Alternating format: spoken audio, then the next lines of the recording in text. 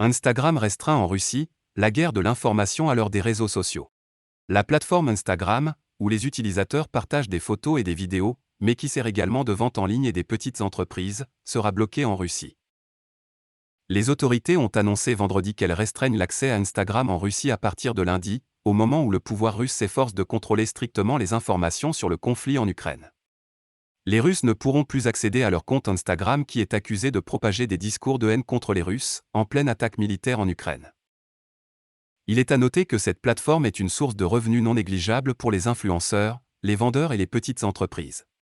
Le groupe Meta, gérant d'Instagram, de Facebook ainsi que WhatsApp, a déclaré de ne plus supprimer tous les messages contre le gouvernement et l'armée russe, alors que le réseau social applique normalement une politique stricte sur l'incitation à la violence. Cette décision qui laissait entrevoir une prise de position inquiétait l'ONU, qui craignait une escalade.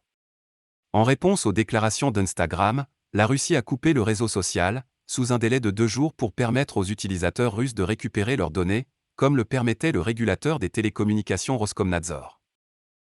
Au-delà des luttes politiques, parmi les 50 millions d'utilisateurs russes, certains y perdent l'intégralité de leurs revenus, c'est le cas de la communauté d'influenceurs et de petites entreprises russes qui s'inquiètent pour leurs emplois. À l'heure des réseaux sociaux, de nombreuses personnes vivent sur les revenus des publicités ou des partenariats à caractère commercial. De nombreux comptes avec des millions d'abonnés, plusieurs influenceurs et influenceuses s'inquiètent pour les petites et moyennes entreprises dont les affaires sont liées à cette plateforme. Cette décision les coupe donc de leur public et de leurs retombées financières. Dans cet espace, plusieurs utilisateurs, entreprises ou particuliers, peuvent exposer leurs produits, vêtements, meubles, cours. À leur tour, les artistes, qui dépendent de leur visibilité sur cette plateforme, en Russie et à l'étranger, pour trouver des clients, se sentent en danger. Si cette rupture a officiellement pour but de protéger les citoyens, elle limite aussi drastiquement l'expression des oppositions et des critiques à l'encontre du Kremlin. Instagram est notamment utilisé par les équipes d'Alexeï Navalny, un opposant au pouvoir emprisonné depuis janvier 2021.